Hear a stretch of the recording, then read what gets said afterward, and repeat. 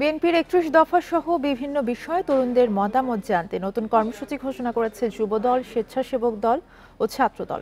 বেলা 11:30টায় রাজধানীর নয়াপল্টনে বিএনপির কেন্দ্রীয় কার্যালয়ে যৌথ সংবাদ সম্মেলনে তারুণ্যের সমাবেশ নামের কর্মসূচি ঘোষণা করা হয়। সংবাদ সম্মেলনে বলা হয়, ৯ মে চট্টগ্রামে কর্মসংস্থান এবং বহুমাত্রিক শিল্পায়ন নিয়ে তারুণ্যের ভাবনা শীর্ষক সেমিনার হবে। পরের দিন তারুণ্যের রাজনৈতিক অধিকার প্রতিষ্ঠার সমাবেশ হবে। দ্বিতীয় কর্মসূচি হবে ১৬ এবং ১৭ মে খুলনায়। তৃতীয় কর্মসূচি ২৩ ও ২৪ মে বগুড়ায়। এরপর ২৭ মে রাজধানীতে তারুণ্যের রাজনৈতিক ভাবনা ও অর্থনৈতিক মুক্তি শীর্ষক সেমিনার করবে সংগঠন তিনটি। ২৮ মে তারুণ্যের রাজনৈতিক অধিকার প্রতিষ্ঠার সমাবেশ করার কথাও জানানো হয় সংবাদ সম্মেলনে। বান্ডেল থাকলে প্রতি সেনমানিতে টাকা বাঁচবে। বিকাশ সেনমানি বান্ডেল কিনে জিতুন প্রতি লেনদেনে।